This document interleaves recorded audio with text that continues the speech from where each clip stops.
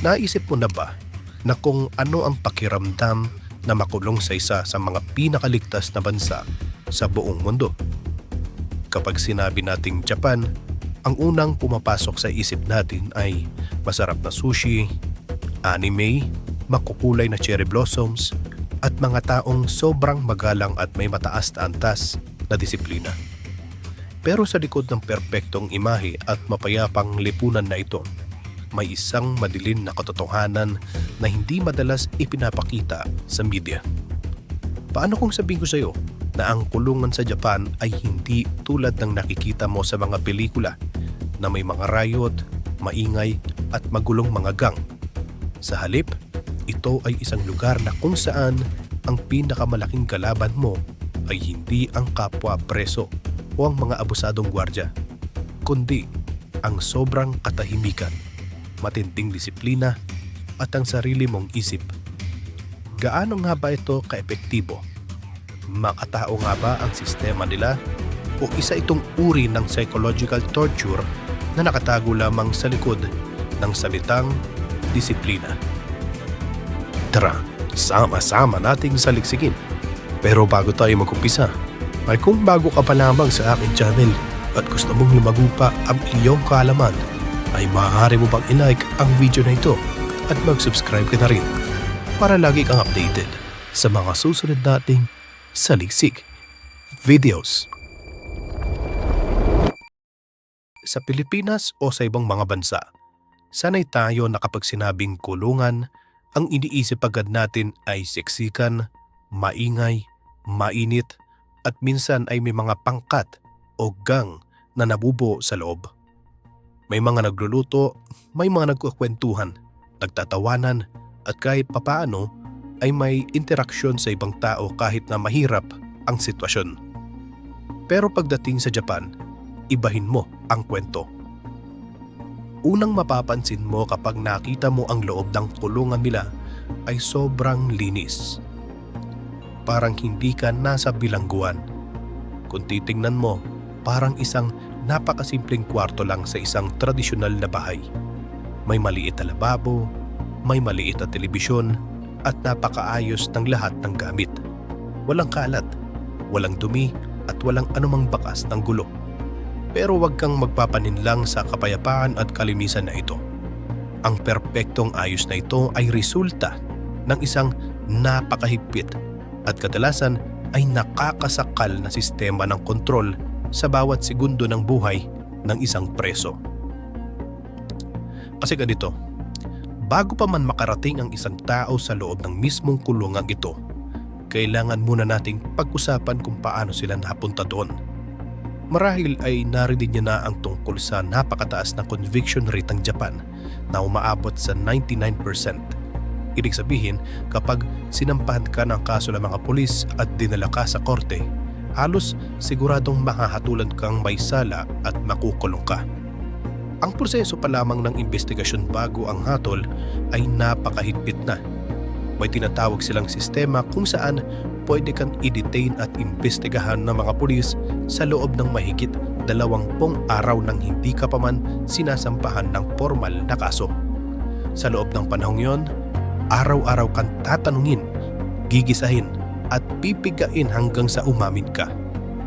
Maraming human rights advocates ang nagsasabi na ang sistemang ito ay madalas sumahantong sa mga maling pag-amin dahil na rin sa sobrang pagod at matinding mental pressure sa investigasyon. Ikaw ba naman araw-araw kang tanungin at bigain sa mga paratang hindi ka pa mapapagod at magsawa? Kaya kapag umamin ka na, tuloy-tuloy na ang biyahe mo papasok sa mga pasilidad na may bakal na rehas. Kapag pumasok ang isang tao sa Japanese prison, ang unang ginagawa sa kanila ay ang pagtatanggal ng kanilang pagkakakilanlan o identity bilang isang individual. Simula sa araw na iyon, hindi ka na tatawagin sa pangalan mo.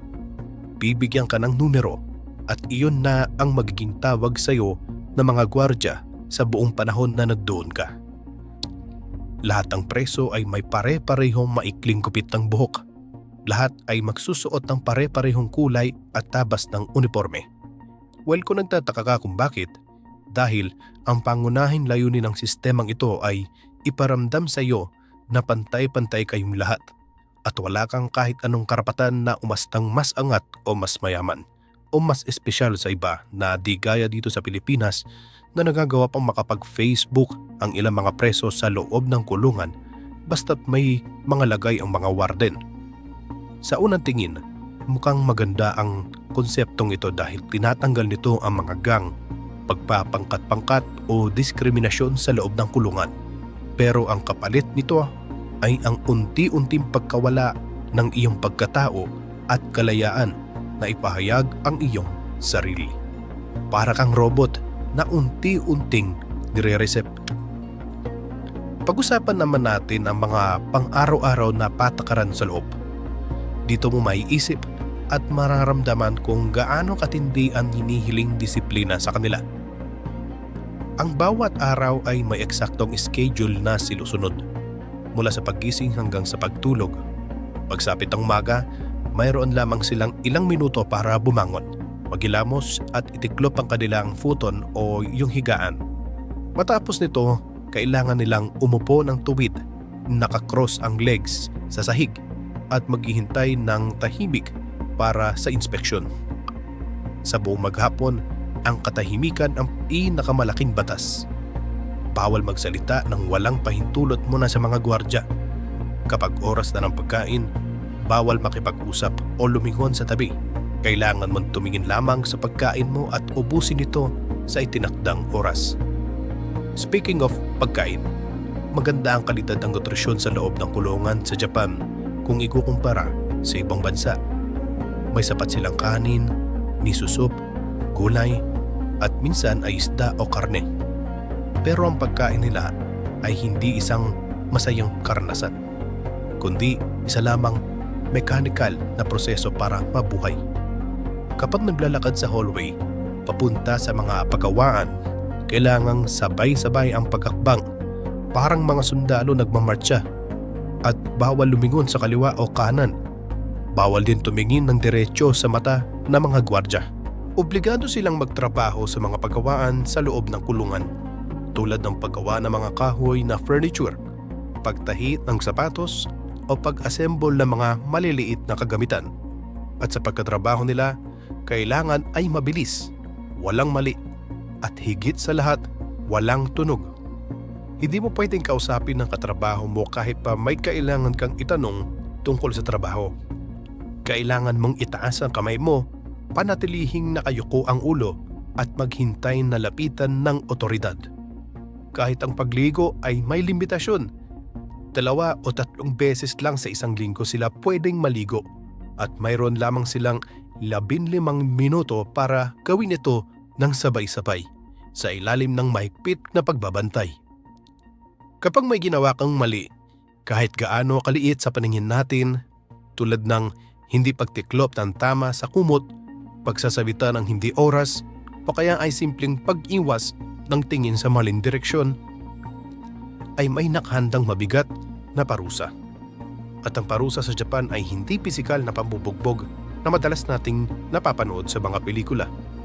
Ang parusa nila ay solitary confinement o ang pagkakakulong ng mag-isa sa isang napakaliit na selda.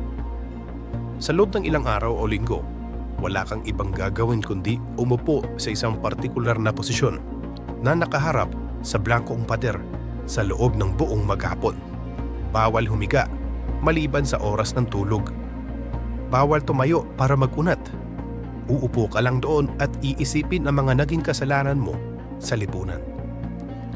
Ang ganitong klaseng matinding isolation at sensory deprivation ay nadudulot ng mabigat na epekto sa mental health ng mga preso. Maraming mga international ng grupo tulad ng Human Rights Watch ang matagal nang pumupuna sa sistemang ito. Sinasabi nila na ang sobrang pagkontrol sa bawat galaw at pagbabawal sa simpleng pakikipag-interaksyon ay unti-unting nakakasira ng katinuan. May mga dating preso na paglabas nila ay hindi na marunong makipag-usap ng normal sa ibang tao. Nanginginig sa takot kapag may nakakaharap na taong nakauniforme at may mga dumaranas ng matinding depresyon at trauma. Ang layunin sana ng kulungan sa modernong panahon ay rehabilitasyon. Ito sana ang lugar para tulungan ang mga nagkamali na magbago, matuto at makabalik ng maayos sa lipunan bilang produktibong mamamayan. Pero kung ang sistema ay unti-unting pinapatay ang emosyon at natural na pagkatao ng isang individual, matatawag pa ba talaga itong rehabilitasyon o isa na itong uri ng institutional na pang-aabuso? Sa kabilang banda ng argumentong ito, hindi natin maikapaila ang nakakabilib na resulta ng sistemang ito sa lipunan ng Japan. Ang bansa ay may isa sa mga pinakamababang crime rate sa buong kasaysayan ng mundo. Napakababa rin ang kanilang recidivism rate o ang porsyento ng mga presong nakaalaya na bumabalik sa paggawa ng krimen. Para sa mga sumusuporta at nagtatanggol sa sistemang ito, ang katwiran nila ay napakasimple at direkta. Ang kulungan ay ginawa para magdusa ang mga taong gumawa ng masama, hindi para sila ay magbakasyon at mag-relax. Sinasabi nila na ang matinding disiplina ay kinakailangan para matuto ng leksyon ang mga kriminal. Ang takot na bumalik sa ganoong kaipit na kalagayan ang pangunahing pumipigil sa kanila na gumawa ulit ng masama paglabas nila. Bukod pa rito, ang walang kapantay na kalinisan at kaayusan sa loob ay nagtuturo sa mga preso ng personal na responsibilidad at malalim na paggalang sa paligid nila. Dahil sa sobrang higpit, walang mga insidente ng saksakan, walang mga palihim na bentahan ng ilegal na droga sa loob, at walang mga presong naghahari-harian. Makakatiyak ka na ligtas ang mga preso mula sa pisikal na pananakit ng kapwa nila preso. Kaya naman, napakahirap husgahan kung tama ba o mali ang pamamaraan nila dahil nakadepende ito sa kung ano ang mas pinahahalagahan mo. Kung titignan mo ito sa pananaw ng karapatang pantao sa kanluraning kultura, mukha talaga itong malupit at hindi makatao. Ang ipagbawal ang simpleng pagngiti, pagtawa o pagbati sa kasama mo sa selda ay parang pagtanggal sa iyong batayang karapatan na maging tao. Pero kung titignan mo naman sa resulta at sa pangkalahatang seguridad ng buong bansa, mukhang napaka-epektibo naman ito. Dapat nating maintindihan na ang Japan ay bansang nagpapahalaga sa kolektibo o sa kapakanan ng nakakarami kaysa sa individual na kalayaan. Para sa kultura nila, ang kapayapaan at kaayusan ng buong lipunan ay mas mahalaga kaysa sa personal na kagustuhan o komportabling kalagayan ng isang taong sumira sa batas. Isipin niyo na lang, ang malungkot na sitwasyon ng mga dayuhan na nakukulong doon, lalo na ang mga hindi sanay sa kultura ng Japan. Kung para sa mga Hapon na lumaki sa kultura ng pagsunod, ay mahirap na ang ganitong sistema. Paano pa kaya sa mga taong sanay na malayang pamumuhay at papahayag ng damdamin? May mga kwento ng mga dayuhang nakulong sa Japan na nagsasabing ang karanasan nila doon ay parang isang bangungot na walang kawala. Hindi lang matinding hadlang sa wika ang nagpapahirap sa kanila araw-araw, kundi ang kawalan ng kakayahan na intindihin ang lohika kung bakit kailangan maging perpekto ang pagtupi ng tuwalya o kung bakit kailangan humingi ng tawad ng nakayuko kapag hindi sinasadyang may mabunggo. Ito ay isang matinding culture shock na sinasabayan ng pagkawala ng pisikal na kalayaan. Idagdag mo pa ang matinding stigma sa Japan laban sa mga ex-convict. Kapag nakulong ka, halos imposible nang makahanap ng maayos na trabaho paglabas dahil sira na ang pangalan mo sa lipunan. Bagay na nagtutulak sa ibang mga matatandang preso na gumawa ulit ng maliit na krimen para lang makabalik sa kulungan kung saan may libre silang pagkain at matutuluyan. Kaysa naman nakalaya nga sila pero wala silang mahanap na trabaho, walang mapagkakakitaan. Ang issue ng hustisya at pagpaparusa ay isang napakakomplikadong usapin na walang iisang perpektong sagot. Ang bawat bansa ay may kanya-kanyang kultura, kasaysayan at pananaw kung paano nila epektibong pinapatakbo ang kanilang lipunan. Sa Japan, Ang disiplina, katahimikan at matinding order ang pinakamataas na uri ng batas. Para sa kanila, ang sino mang subira sa kaayusan ng lipunan ay kailangan dumaan sa matinding proseso ng pagtutuwid na dudurog sa kanilang pagmamalaki. Kailangang matuto silang sumunod hanggang sa kaliit-liitang detalye ng walang anumang reklamo. Ito ay isang malinaw na manifestasyon ng kanilang kultura kung saan ang konseptong ng hiya at karangalan ay patuloy na nagdidikta ng pamumuhay ng bawat mamamayan. Sa pagtatapos ng paksang ito, gusto ko mag-iwan ng isang malalim na katanungan para sa inyong lahat na nanonood. Kung ikaw ang tatanungin at papipiliin, pabor ka pa sa ganitong klase ng sistema para sa sarili nating bansa? Gusto mo bang magkaroon ng ganitong kahigpit, kaperpekto at katahimik na kulungan sa Pilipinas kapalit ng pagbaba ng krimen sa ating mga kalsada? O naniniwala ka ba na hindi kailanman magiging tama at makatarungan ang ganitong uri ng psychological pressure at pagkontrol para sa mga taong nagkamali lang at gustong magbago? Lahat tayo ay may iba't ibang pananaw pagdating sa paggamit ng totoong hustisya. Ang pinakamalaga ay nagiging bukas ang ating isipan na makita ang magkabilang panig ng bawat kwento. Minsan, nakikita natin na hindi lahat ng mukhang malinis, payapa at perpekto sa labas ay walang tinatagong matinding sakit at paghihirap sa loob. Maraming salamat po sa panonood at magkita-kita tayo muli sa susunod kong mga video. Ako si Mr. Saliksik. Sa bawat kwento at kaalaman ay huwag nating kalimutang magsaliksik.